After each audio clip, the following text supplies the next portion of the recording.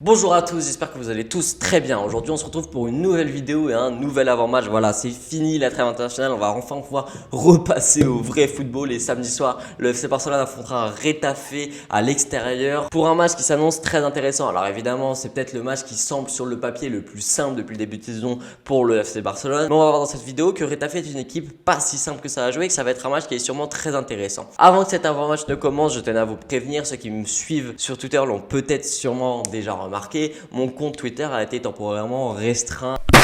Et mon coup de Twitter. Je vous explique la situation. En fait, Twitter me demande de vérifier mon numéro de téléphone et donc il m'envoie un code par SMS. Sauf que j'ai changé de numéro de téléphone il y a environ une semaine et j'ai pas du tout pensé à changer évidemment sur Twitter. Et donc du coup, je ne peux pas recevoir leur SMS et vérifier mon compte et je n'ai plus du coup accès à mon compte. Donc j'espère que ça va être très vite réglé parce que c'est quand même 6 mois de travail et 4000 abonnés qui partiraient dans le vent pour moi. J'ai envoyé des mails à Twitter, donc on va voir comment ça se passer. Du coup, vu que je n'ai plus accès à mon compte Twitter, allez me follow sur Instagram. Je vais essayer du coup d'en profiter pour faire plus de contenu dessus parce que c'est vrai qu'il était un petit peu vite. J'essaie d'en faire de plus en plus quand même, mais je vous avoue que j'ai pas trop d'idées. Et puis même si vous voulez me parler, venez sur Instagram les gars, c'est trop vite sur Instagram, donc on va profiter un petit peu du fait que mon compte Twitter soit restreint pour augmenter sur Instagram. De toute façon, si je ne peux pas le récupérer, je vais devoir être dans l'obligation de créer un nouveau compte et vous en serez évidemment les premiers informés. Donc voilà, ça me dégoûte un peu, je vous avoue, je suis pas très bonne humeur aujourd'hui, mais bon, on va essayer voilà, de quand même tourner cette vidéo, surtout que c'est la deuxième fois que je la tourne parce que ma caméra s'est coupée en pleine vidéo. Donc voilà, on va essayer quand même de garder le sourire.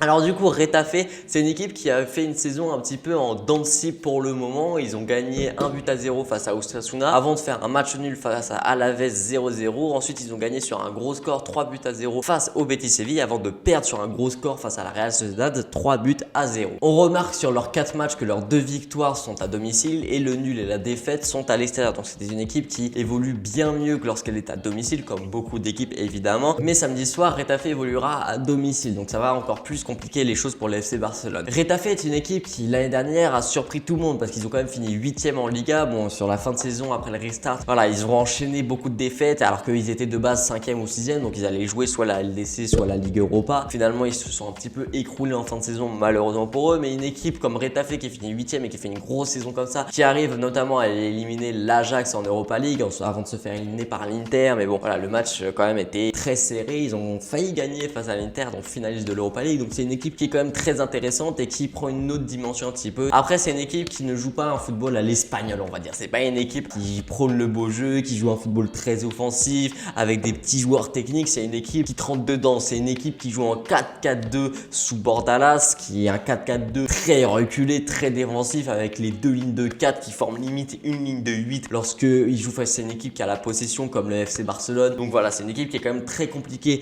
à aller chercher. C'est compliqué d'aller marquer là-bas. Après, quand tu ouvres le score, ça se débloque forcément, et vu que Retafe a plus de mal à attaquer qu'à défendre, donc quand tu ouvres le score assez tôt, c'est plus facile. Mais c'est une équipe qui défend très très bien et qui est très solidaire. Il y a un ancien du Barça qui joue piston gauche, qui joue milieu gauche dans ce 4-4-2 de Bordalas, c'est Cucurella. On leur a vendu seulement 10 millions cet été après son prêt, c'est un scandale, surtout après la saison qu'il a fait, de le vendre seulement pour 10 millions. Et c'est vous dire à quel point c'est une équipe qui joue défensif, parce que de base Cucurella, c'est un joueur qui joue latéral gauche, et là il joue milieu gauche, il joue devant le latéral gauche, et c'est là où on voit que c'est une équipe qui essaie d'encaisser le moins possible. Après, quand on regarde sur les matchs, lorsqu'ils ont joué face à la Real Sociedad, qui est une équipe qui prône le beau jeu quand même, ils ont quand même pris une tollée 3-0. Ce qui va être très intéressant, c'est de voir si ce Barça de Koeman, qui voilà est en train de changer, on le voit, c'est une équipe qui recommence à trouver un petit peu son identité, on commence à revoir du beau jeu du côté du Barça. Ce qui va être intéressant, c'est de voir si Koeman a les solutions face à des blocs bas comme ça, si Koeman arrive à trouver la clé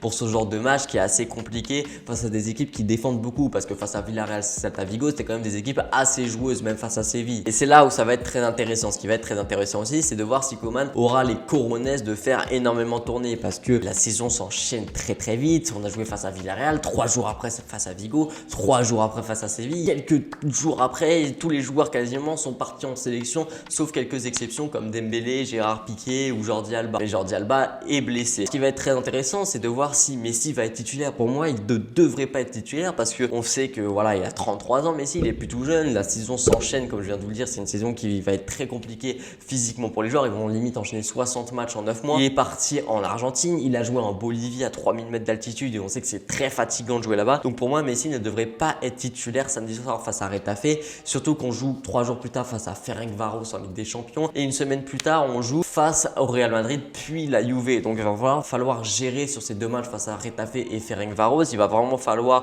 faire tourner, faire reposer certains cadres. Piqué peut jouer évidemment parce qu'il n'est pas parti en sélection, mais par exemple, pourquoi pas avoir Aroro à la place de Clément Lenglet qui lui est parti en sélection. Pourquoi pas voir Pjanic à la place de Busquets. Pourquoi pas voir Pedri, voir Dembélé. Je vous en ai déjà parlé dans ma dernière vidéo, je vous invite à aller la voir. Voilà, Pedri à la place de Coutinho, Trincao. Vous avez vu, je le dis bien maintenant, c'est plus Trincao. Pourquoi pas voir Griezmann dans l'axe à la place de Messi, parce que Griezmann, voilà, on se plaint et lui-même se plaint avec son entourage qui joue pas au bon poste. On va voir, mettons-le dans l'axe sur ce match pour voir si ça marche et s'il se plaint encore. Quand on entend parler les médias français et son entourage, on a l'impression que le problème c'est tout le monde sauf Antoine Griezmann. Ansu Fati doit évidemment être opposé aussi. On a vu qu'en sélection Ansu Fati ça a été très compliqué, il a pas fait de très bons matchs, il était très décevant face à l'Ukraine et que voilà, il y a de la fatigue, il peut pas être à 17 ans titulaire indiscutable au Barça et en Espagne, c'est juste pas possible, on va le cramer si on continue à le faire jouer autant. Donc faut peut-être se calmer un petit peu sur Ansu Fati. Donc voilà, on verra, ça va être très intéressant non seulement de voir ces petits jeunes évoluer, de voir ces nouveaux joueurs aussi, de voir leur détermination, de voir si ça joue aussi bien, de voir si le Barça a un effectif assez étoffé pour battre une bonne équipe comme un Retafe, de voir si la tactique mise en place par Koeman est capable de gagner face à des blocs bas. Donc voilà, ça va être très intéressant, j'ai hâte vraiment que ce match commence. Alors évidemment, on peut se manger une douille, hein. On peut très bien dominer tout le match et perdre 1-0 à la 40e, mais moi je vais vous dire, cette saison-là, je vous l'ai déjà dit plusieurs fois, je m'en fiche un petit peu des résultats, moi je veux juste retrouver le beau jeu et c'est ce que Koeman est en train de faire. Donc on espère évidemment que le Barça va gagner, mais moi le résultat m'importe peu, ce que je veux voir c'est surtout du beau jeu. Et on va encore se taper malheureusement Serge Robert à droite parce que Jordi Alba s'est blessé, donc on aura sûrement Dest à gauche et Robert à droite. Moi j'ai un petit peu peur de voir Serge Robert face à Cucurella, je vais pas vous mentir, c'est une vraie malédiction. Au moment où Dest arrive, faut que Alba se blesse et que Firpo soit déjà blessé, donc on se débarrassera pas de Serge Robert. Alors heureusement que je vous l'avais déjà dit plusieurs fois, Dest peut jouer sur les deux côtés, mais bon, quand t'as 19 ans et que tu commences au Barça, c'est quand même mieux de jouer sur ton côté préférentiel. Mais voilà, c'est comme ça. C'était Franek, partagez, likez, abonnez-vous. Ciao.